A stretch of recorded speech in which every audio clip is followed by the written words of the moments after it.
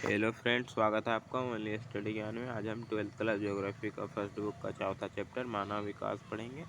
इसमें हम लोग अति लघु उत्तरीय प्रश्न करेंगे।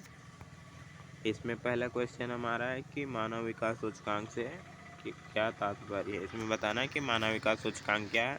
तो मानव विकास सूचकांक एक मापक है जिसके द्वारा किसी देश के लोगों के विकास का जो है मापन उनके स्वास्थ्य, शिक्षा के स्तर तथा संसाधनों तक उनकी पहुंच के संदर्भ में किया जाता है।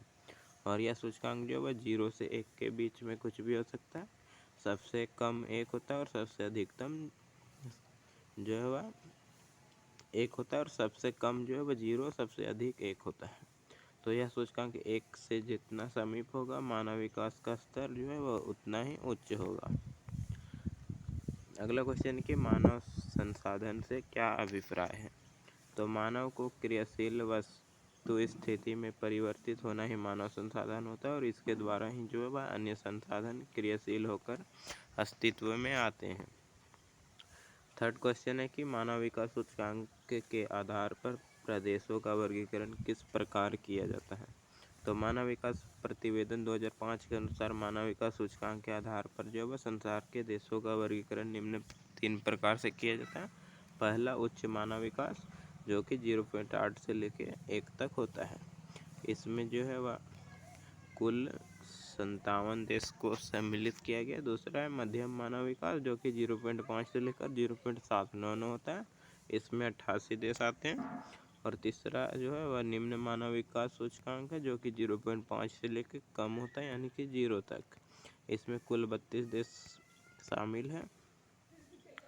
अगला क्वेश्चन हमारा है कि मानव विकास के 3 मूलभूत क्षेत्र कौन से हैं। तो दीर्घ एवं स्वस्थ जीवन व्यतीत करते हुए ज्ञान प्राप्त करना एक विशिष्ट जीवन जीने की पर्याप्त साधनों का होना मानव विकास के महत्वपूर्ण पक्ष हैं। मानव विकास के ये पक्ष 3 मूलभूत क्षेत्रों में निहित होने के आवश्यक है। पहला है कि आर्थिक क्षेत्र, दूसरा सामाजिक क्षेत्र, तीसरा जनांगीय क्षेत्र। अतः इन 3 क्षेत्र में विकास से ही मानव विकास का लक्ष्य जो है प्राप्त किया जा सकता है। अगला क्वेश्चन हमारा है कि मानव विकास के 4 प्रमुख घटकों के नाम लिखिए।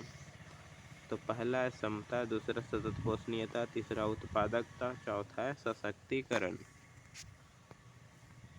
अगला क्वेश्चन हमारा सशक्तिकरण से क्या तात्पर्य है।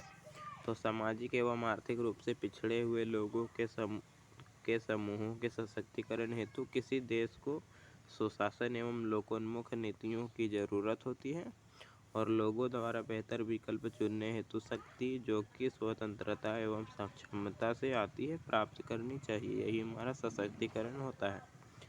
अगला क्वेश्चन है कि स्वास्थ्य का मूल्यांकन किस आधार पर किया जाता है।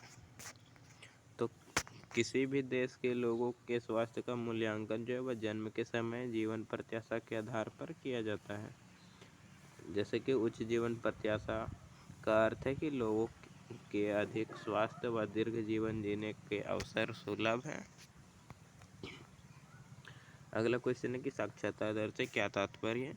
तो किसी देश अथवा राज्य की साक्षरता दर वहाँ के कुल लोगों की जनसंख्या व पढ़े लिखे लोगों के अनुपात को कहा जाता है। अधिकांशतः इसे जो है प्रतिशत में ही दिखाया जाता है। तो वीडियो अच्छा लगा होगा तो वीडियो को लाइक कमेंट, चैनल को सब्सक्राइब कर ले। धन्यवाद।